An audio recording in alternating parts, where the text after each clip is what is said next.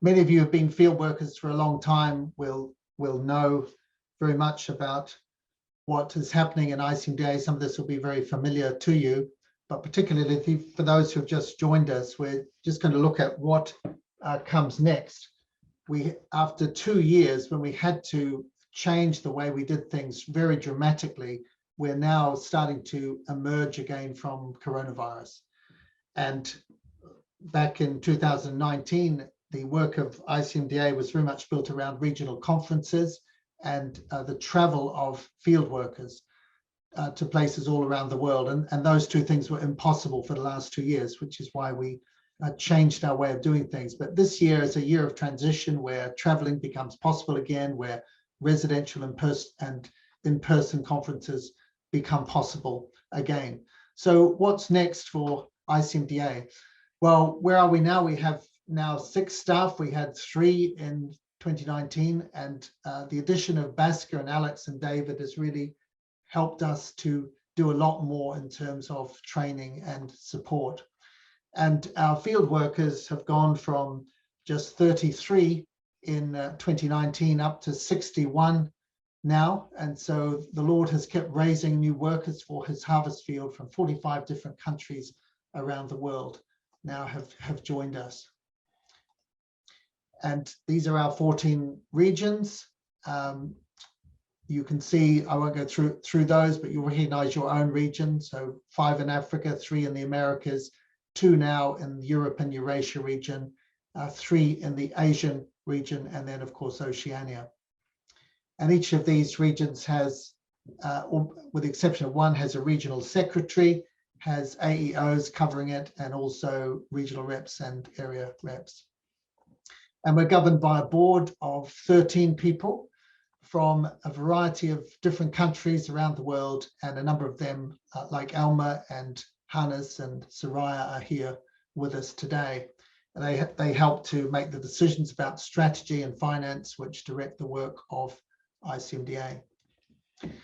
And in the time going forward, we're pursuing these 8 strategic priorities. So establishing new movements, strengthening existing ones, growing servant leaders, fostering fellowship, building strategic partnerships, communicating clear messages, cutting edge technology, and mobilizing prayer. And today's session, we're going to major on 2 of these. We're going to talk about establishing new movements later in the program, and then we're also going to talk about growing servant leaders. Those are big priorities for today. So let's just go through each of those quickly. Establishing new movements, and you can see how we've grown from just 12 movements in 1966 to 84 now. We hope to be at 100 by next year when new movements join. And that's because we've identified almost 30 countries which have national associations which are not yet members of ICMDA, but are moving towards this. And you can see them here. These slides are available for you afterwards. Strengthening existing movements. And we have a 10-point plan, laver and cross, our 2 emblems from our logo. And each one of these stands for a different area that we want to see groups, national groups develop in: leadership development, advocacy, volunteers, evangelism, apologetics, resources, corporate governance, regional partnership, outreach, student ministries, and support. So the laver cross makes it easy to remember. And we've developed courses and programs to help national movements in all of those areas. And travel is starting to happen again, which is wonderful. We, Alex Bolek and Daniel Ajuka and Augustine recently went on a visit to Ethiopia, where we have a relatively new movement. They are members of ICMDA, and incredible growth there in that movement.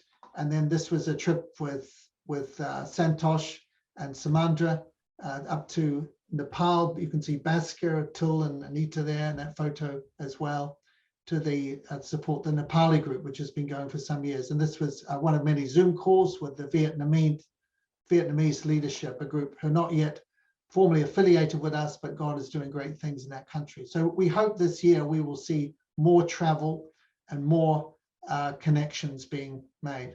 Number 3, growing servant leaders. And the big development during COVID times was, of course, the training tracks. We now have 11 of these altogether. These include bioethics training, each of these over 10 weeks, where a small group get together and train. The Sydenham Leadership Training Program, the Confident Christianity Program, and we'll be hearing a lot more about these later in today's session from Santosh after the break. We have at this moment, or either running or about to start, 28 training tracks. So 28 groups of roughly 10 to 12 people who are meeting every week over 10 weeks to study one of these things. And this would not be possible, first of all, without the huge number of facilitators. Many of you have been involved in facilitating groups to help us to multiply this training, but also without the help, particularly of Basker and now David, looking after the logistics behind it all for us and making it happen. So you can see how the training tracks have grown. We're into the 4th generation now of tracks. We started in 2020 with just 1 + 2 + 1, 4 tracks in bioethics, Sydenham, and Confident Christianity. And you can see now over the 4 generations, we've now run 12 or are running 12 tracks in bioethics, 21 in 6 languages in Sydenham, and 23 in 4 languages in Confident Christianity, plus others. So we think there are about 800 people now who've either been through a training track as a student or facilitator or both. And then, of course, the webinars as well, which continue to run weekly. We've now done 95 of those and over 45,000 views altogether, and they still happen on a Thursday every week. And the Diploma in Family Medicine is now in its 3rd year. 28 students in 1st year from 12 countries, 41 from 18 countries in 2nd year. It's a 2-year course that you can do completely online. And just a reminder that the 3rd cohort, the 3rd 2-year group, starts in May this year, but it's still open for application until the 21st of March. So you've got another 9 days to promote this. Some of the field workers have done it themselves as well. And there are scholarships available for either 25, 50, 75, or 100% now of the course, depending on people's means. Next, fostering strong fellowship. And we've made the best of big virtual conferences like the Pan-African Conference last year in Easter, the Francophone World Congress in December, just gone. And we want to get back to this, where we have in-person regional gatherings by God's grace. These are all conferences that took place in 2019. One of the new projects we're involved in is foreign medical students. You saw that group of African students who were studying in Ukraine and managed to escape over the border. We were able to help them. They were part of a big Christian medical fellowship that was being run in Ukraine. And there are international students studying as undergraduates or postgraduates all over the world, particularly in places like Ukraine, China, Cuba, and so on. And we've started this project. We want to find out where they are, what their needs are. We want to be able to link them up with national fellowships and to devise strategies to help them. And we put together a small research team, which has just met for the first time on this. And we would love to have some field workers involved in this. So is that something God might be prompting you to give time to? Think about that. And if it is, please get in touch with us. Building strategic partnerships, because we believe that God works through partnerships, and these are some of the organizations that we work most closely with. And you can see Lausanne here, IFES, IHS, who do the saline solution group and so on. We try to work with partnerships internationally and also in our groups.